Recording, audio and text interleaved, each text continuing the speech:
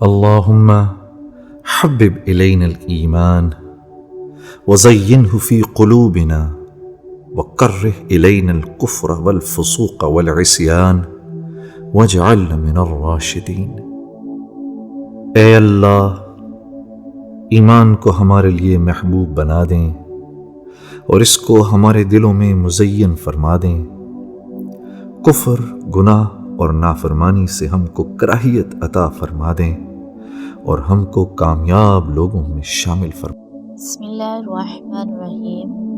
شروع اللہ کے نام سے جو بہت مہربان نہایت رحم کرنے والا ہے۔ السلام علیکم ورحمۃ اللہ وبرکاتہ۔ امید ہے کہ اس رب کائنات کے فضل و کرم سے آپ سب بخیریت ہوں گے، اور اللہ تعالیٰ سے دعا ہے کہ اللہ تعالیٰ آپ سب کو اپنے حفظ و امان کے اندر رکھے، آمین یا رب العالمین۔ آج کا ہمارا ٹاپک بسم اللہ کی فضیلت، بسم اللہ کا مطلب اور بسم اللہ پڑھنا کیوں ضروری ہے۔ سب سے پہلے تو اس بات پہ غور کرنا ہے کہ بسم اللہ الرحمن الرحیم یہ ایک آیت ہے، اور اس آیت کے اندر اللہ تعالیٰ کے 3 نام بیان کیے گئے ہیں۔ نمبر 1 بسم اللہ یعنی اللہ کا نام، پھر رحمان رحمان، رحیم رحیم۔ نمبر 1 اللہ، نمبر 2 رحمان اور نمبر 3 رحیم۔ یہ 3 نام اس آیت کے اندر تسمیہ یعنی بسم اللہ کے اندر یہ 3 نام اللہ تعالیٰ کے بیان کیے گئے ہیں۔ اور اللہ ایک ایسا نام ہے جو صرف اسی رب کی ذات کے لیے استعمال ہوتا ہے۔ وہ نام کسی اور کو جچتا ہی نہیں، کسی اور کے لیے یہ نام پکارا ہی نہیں جاتا، اور وہ نام جو صرف اللہ کے لیے پکارا جاتا ہے اسے اس میں ذات کہتے ہیں۔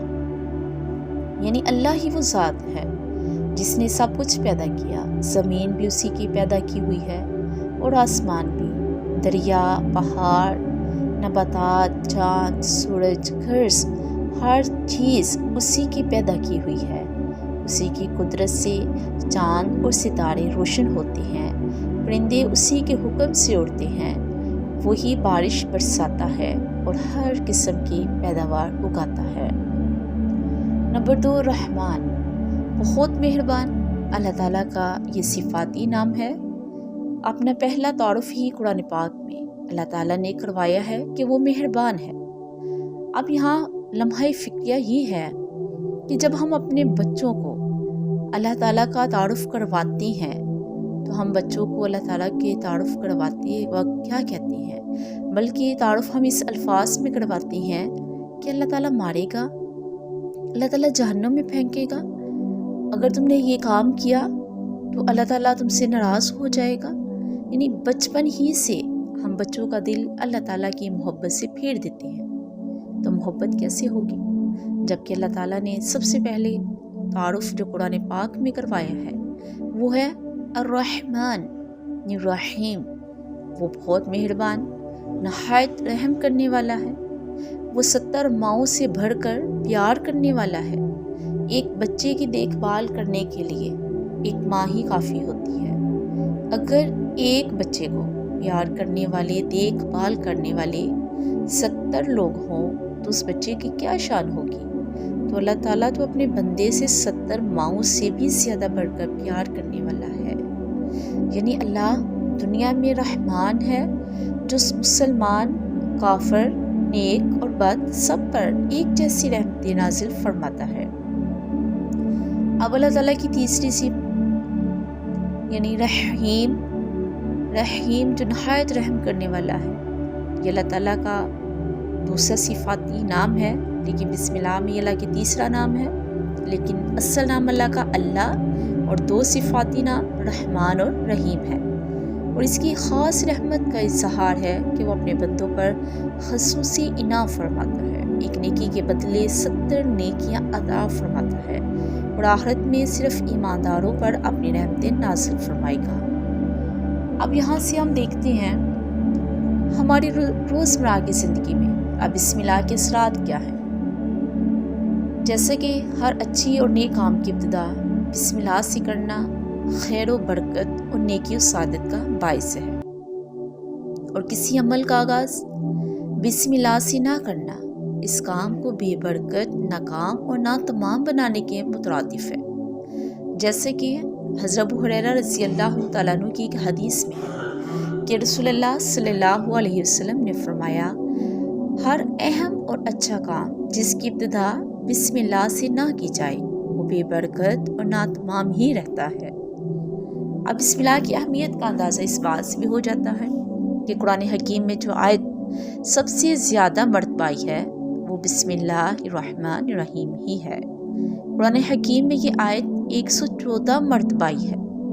اگر کوئی مسلمان اپنی زندگی کے تمام معاملات میں بسم اللہ الرحمن الرحیم کو شامل کر لے تو انشاءاللہ اس کی زندگی پرسکون، اس کی دن رات اطمینان بخش، اس کی صبح شام خوشگوار اور اس کی مال و دولت میں برکت ہی برکت ہوگی۔ اور اگر کوئی مسلمان اسے اپنانے کی کوشش نہ کرے اور بسم اللہ کو اپنا معمول نہ بنائے اور بسم اللہ کی برکات کو حاصل کرنے کی کوشش نہ کرے تو اس میں اللہ تعالیٰ کی ذات کو کوئی نقصان نہیں، نہ ہی رسول اللہ صلی اللہ علیہ وسلم کی ذات کو کوئی نقصان ہے، بلکہ بسم اللہ کے فائدے حاصل نہ کرنے والے کا اپنا ہی نقصان ہے۔ بعض روایات کے اندر بھی آتا ہے حضرت خالد بن ولید رضی اللہ تعالیٰ عنہ نے مجاہدین اسلام کے ہمراہ مجوسیوں کے ایک قلعے کا محاصرہ کر لیا۔ کئی دنوں تک محاصرہ جاری رہا۔ آخرکار مجوسیوں کے مذاکراتی وفد نے مسلمانوں کے سپہ سالار حضرت خالد بن ولید رضی اللہ تعالیٰ عنہ سے مطالبہ کیا کہ آپ اسلام کی صداقت اور حقانیت کی کوئی واضح نشانی پیش کریں جس سے ہمیں آپ کی سچائی کا یقین آ جائے، ہم سب بھی کلمہ پڑھ لیں گے۔ حضرت خالد بن ولید رضی اللہ تعالیٰ عنہ کے لیے اس سے بڑھ کر خوشی اور کیا ہو سکتی تھی کہ مجوسی کسی نشانی کے اظہار پر مسلمان ہونے کے لیے تیار تھے۔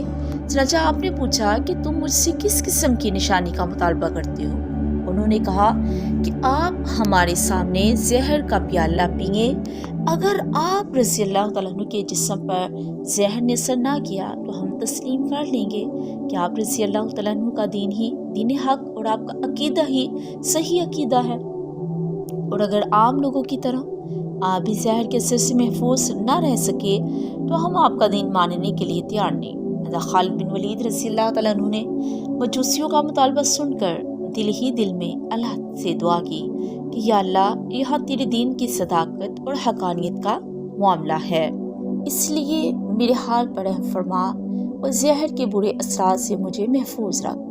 پھر مجوسیوں سے فرمایا میرے پاس زہر لاؤ۔ زہر سے بڑا ہوا پیالہ آپ رضی اللہ تعالیٰ عنہ کی خدمت میں پیش کیا گیا۔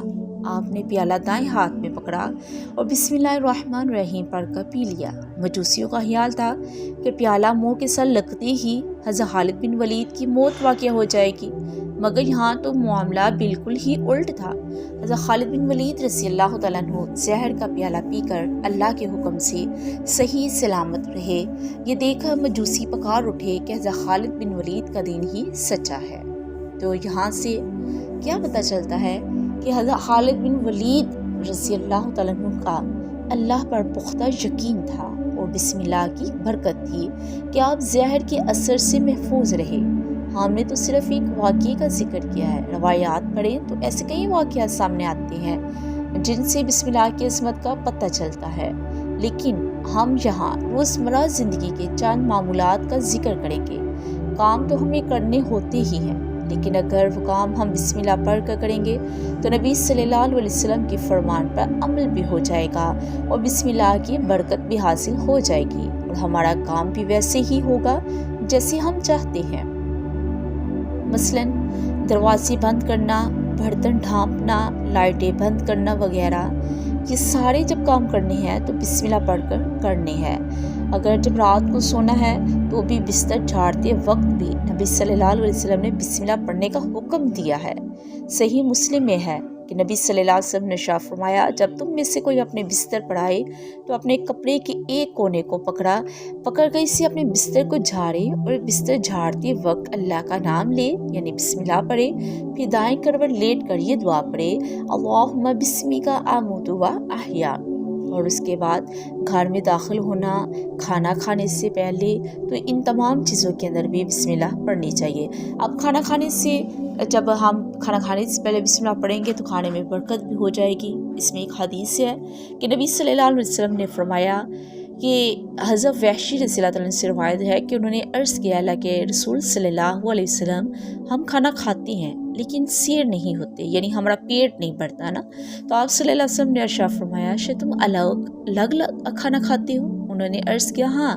اللہ کے رسول صلی اللہ علیہ وسلم نے فرمایا کھانا اکٹھے کھایا کرو اور اس پر اللہ کا نام لیا کرو، اللہ تعالیٰ تمہارے کھانے میں برکت ڈال دیں گے۔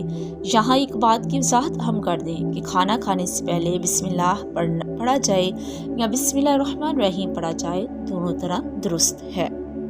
گھر سے نکلتے وقت بسم اللہ پڑھنا، وضو کرنے سے پہلے بسم اللہ پڑھنا، سواری پر جب بیٹھنا ہے تب بھی بسم اللہ پڑھنا، اور اس کے بعد کوئی تکلیف ہے، کہیں کوئی درد ہے تو بھی بسم اللہ پڑھنا۔ اس کے بارے میں حدیث ہے، صحیح مسلم کی حدیث ہے کہ ایک صحابی حضرت عثمان بن عاص رضی اللہ تعالیٰ عنہ فرماتے ہیں کہ میں نے ایک دن نبی صلی اللہ علیہ وسلم سے شکایتاً عرض کیا کہ جب سے میں نے اسلام قبول کیا ہے اس دن سے مجھے جسمانی دردوں کا عارضہ لاحق ہے۔ نبی صلی اللہ علیہ وسلم نے میری شکایت و بیماری کا حال سن کر جواباً فرمایا تمہیں جسم کے جس حصے میں درد ہو وہاں اپنا دایاں ہاتھ رکھو اور 3 مرتبہ بسم اللہ پڑھو اور 7 مرتبہ یہ دعا پڑھو، اعوذ باللہ و قدرتہ من شر ما اجد و احاذر۔